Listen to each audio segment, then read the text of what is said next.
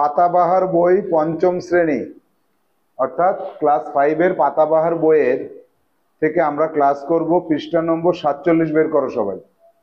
47 পৃষ্ঠাতে আজকে আমরা প্রশ্ন উত্তর পর্বে চলে যাব। প্রশ্নগুলোর উত্তর করতে হবে আমাদের। তো এই যে প্রশ্নগুলো রয়েছে এটা কোন গল্পের? পাহাড়িয়া বর্ষার সুরে। আমরা গত ক্লাসে যেটা পড়েছিলাম পাহাড়িয়া বর্ষার সুরে, সুনীল পালের লেখা এই গল্পের প্রশ্ন উত্তরে যাচ্ছি। তো দেখো প্রশ্ন উত্তর পর্বে আমাদের আজকে ক্লাস হচ্ছে 28 নম্বর ক্লাস। তো প্রথমেই চলে আসব 1 নম্বর যে প্রশ্ন রয়েছে, 1-এর 1, 2, 3টে প্রশ্ন রয়েছে। তো এখানে পরীক্ষার জন্য গুরুত্বপূর্ণ অল্প কয়েকটা প্রশ্ন রয়েছে, আর বাকি প্রশ্নগুলো নিজেদেরকে সমৃদ্ধ করার জন্য, অর্থাৎ বাংলা ভাষাতে তোমার দক্ষতা কতটা বেড়েছে সেটা দেখার জন্য এখানে বেশ কিছু প্রশ্ন রয়েছে। তো আজকের ক্লাসটি সেজন্য ভেরি ভেরি ইম্পর্টেন্ট একটা ক্লাস, কারণ এই ধরনের প্রশ্ন আমরা সচরাচর কম পেয়ে থাকি। তো দেখো এর প্রশ্নগুলো একটু ভিন্ন ধরনের। পুরো ক্লাসটা আমরা যখন শেষ করব তখন বুঝবো যে আজকের প্রশ্নগুলো একটু ভিন্ন ধরনের ছিল। গুরুত্ব সহকারে শুনবে, আমি মুখে যেভাবে বলবো তোমরা বাড়িতে সেভাবে কাজগুলোকে করবে। তো 1 দাগে রয়েছে পশ্চিমবঙ্গের একটি পাহাড়ের নাম লেখো। পশ্চিমবঙ্গে অনেক পাহাড় আছে, তার মধ্যে একটা পাহাড়ের নাম আমি বলে দিলাম, মামা ভাগ্নে।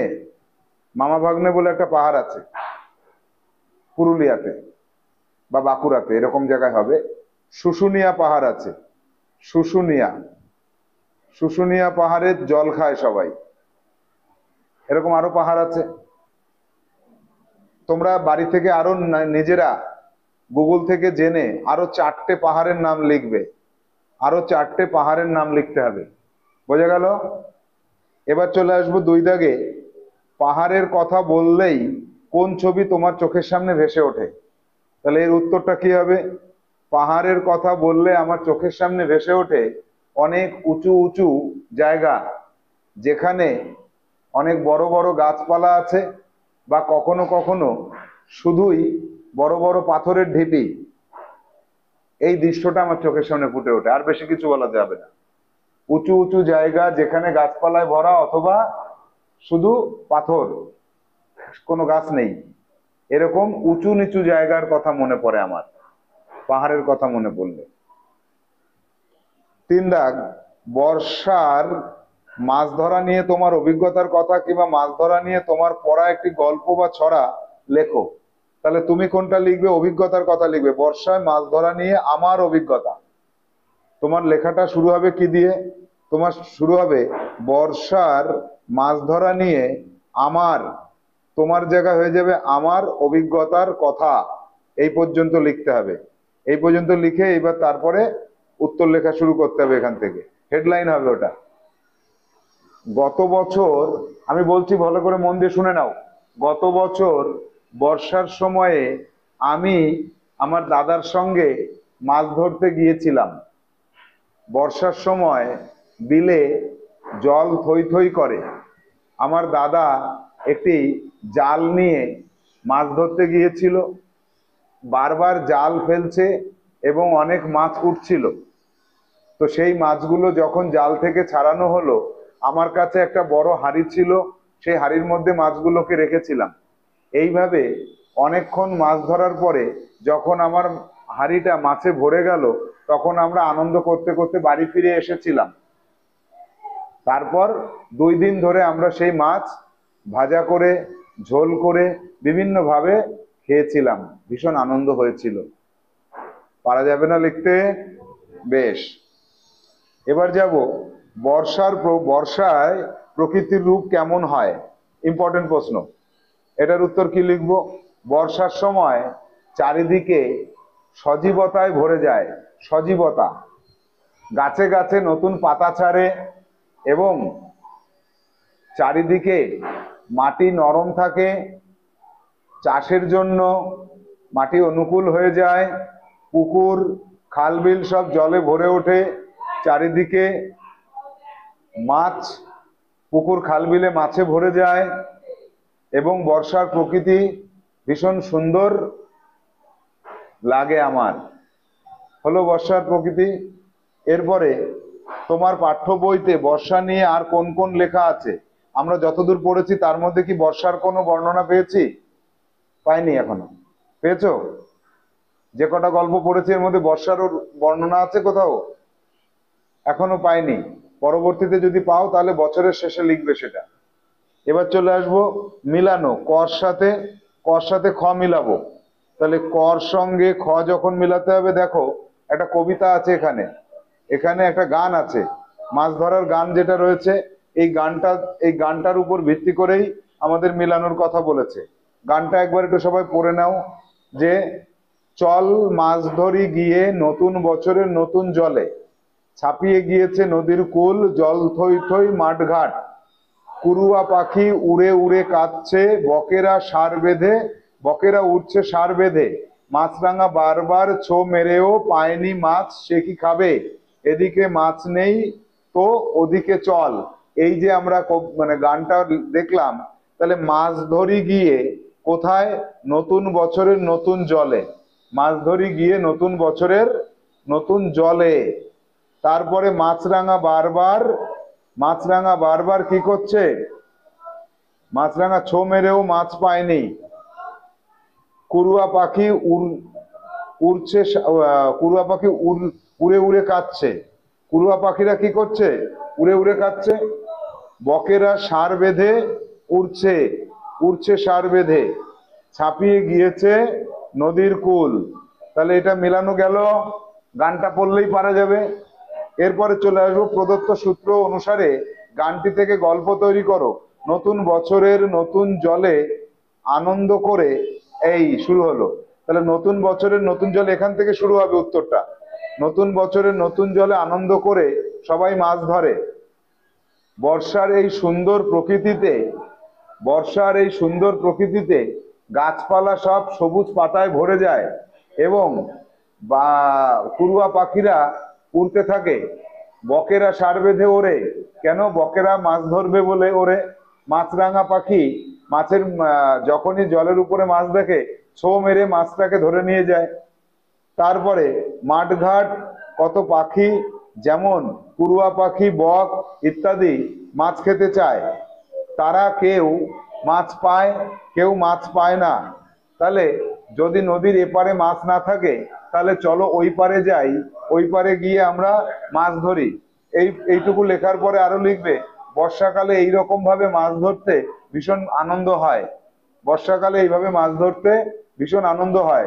তাহলে আমি যে কথাগুলো বললাম, ভিডিওটাকে বারবার নতুন করে চালিয়ে দিয়ে এই কথাগুলো শুনে নিজের মন থেকে লিখবে। নিজেরা দুটো একটা বাক্য লিখতে পারো, কোনো অসুবিধা নেই। 4 দাগ, কোনো উৎসব বা অনুষ্ঠানে তুমি খুব হইচই আনন্দ করেছো আর মজা পেয়েছো, কি কি করলে সেই দিন তা দিনলিপির আকারে খাতায় লেখো। অর্থাৎ খাতাতে তুমি সেই আনন্দের ঘটনাটা লেখো। কোন উৎসব অনুষ্ঠানে তুমি হইচই করেছো। তাহলে আমাদের গ্রামে একটি মেলা বসে শিবরাত্রির দিনে।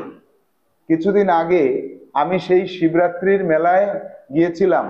প্রচুর দোকানপাট ছিল, কোথাও খাবারের দোকান, কোথাও চুড়ি গয়নার দোকান, কোথাও বেলুনের দোকান। তো আমি মেলার এক কোনায় নাগরদোলনা ছিল, নাগরদোলনায় উঠেছিলাম। নাগরদোলনায় চড়ে আমি খুব আনন্দ পেয়েছি। তারপরে ফুচকা খেয়েছি, জিলেপি খেয়েছি এবং অনেকগুলো খেলনা কিনেছি। এই মেলায় গিয়ে আমার ভীষণ মজা হয়েছে। প্রতি বছর এই মেলায় আমি যাব। হয়ে গেল? পারা যাবে তো? এই যে যতগুলো আমরা এত পর্যন্ত করলাম, এর মধ্যে এই 2 দাগের মেলানোটা পরীক্ষার জন্য ইম্পর্টেন্ট।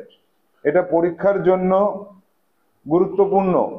আর বাকিগুলো তোমাকে সমৃদ্ধ করতে বলা হয়েছে, বাংলা ভাষায় তুমি সমৃদ্ধ হওয়ার জন্য। এরপরে যাব 5 দাগে, মূল লেখাটা অন্য ভাষায় কিন্তু তুমি নিজের ভাষায় পড়েছো এরকম দুটো লেখার নাম।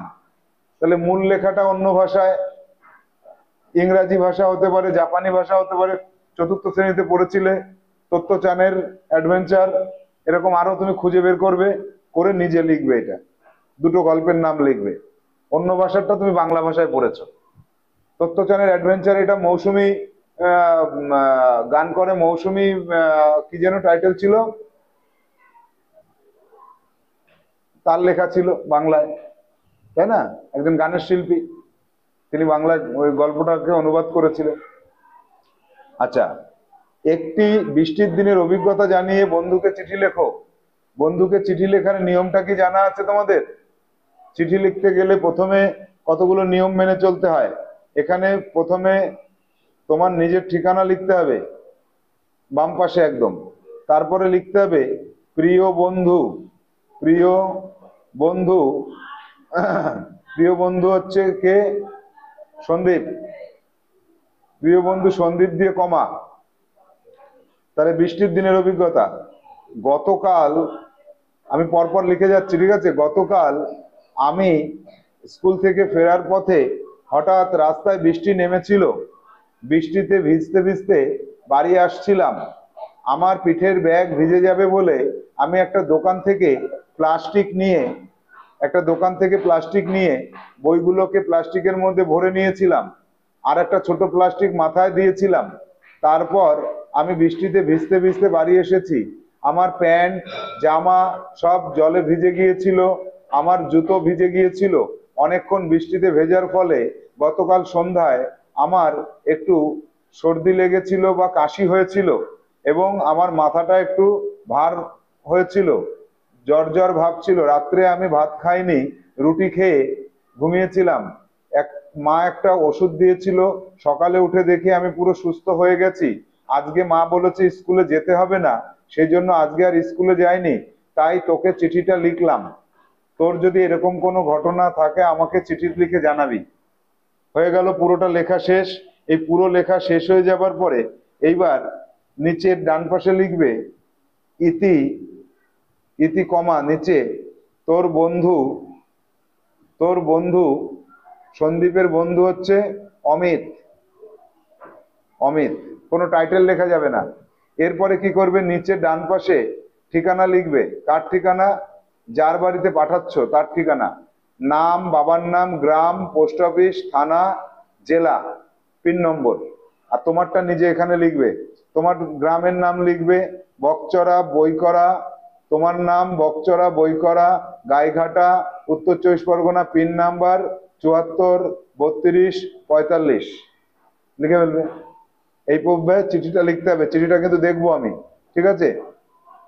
এরপরে আসবো 7 দাগে, এমন একটি ছবি আঁকো যার মধ্যে কবিতার জিনিসগুলো পাওয়া যায়। নদীর কূল, জল থই থই, বকের শাড়ি, মাছরাঙা, ছেলে মেয়েদের দল।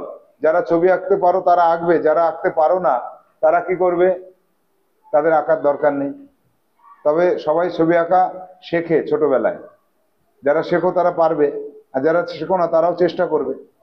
এরপরে চলে যাব, কথায় বলে মাছে ভাতে বাঙালি।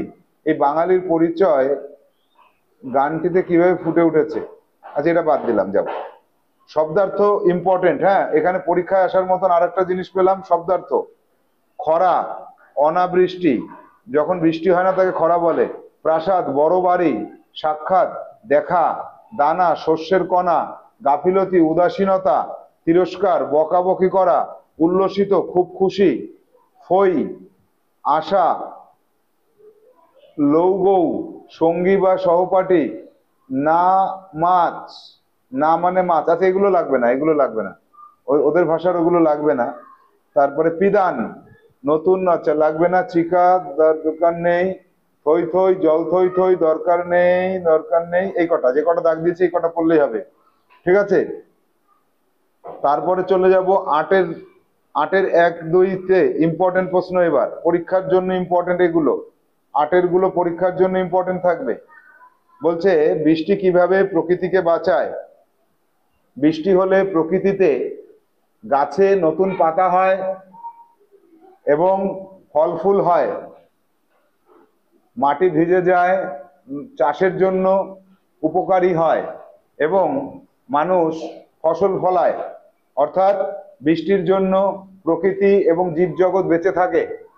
এরপরে চলে যাব, খরা বলতে কি বোঝো? খরা, খরা হচ্ছে যখন অনেক দিন পর্যন্ত বৃষ্টি হয় না, তখন মাটি শুকিয়ে যায়, তাই তো? মাটি শুকিয়ে গেলে সেইখানে ফেটে যায়, কোনো গাছপালা হয় না, ফসল হয় না। এই অবস্থাকে খরা বলা হয়। এই অবস্থাকে কি বলা হয়? খরা বলা হয়।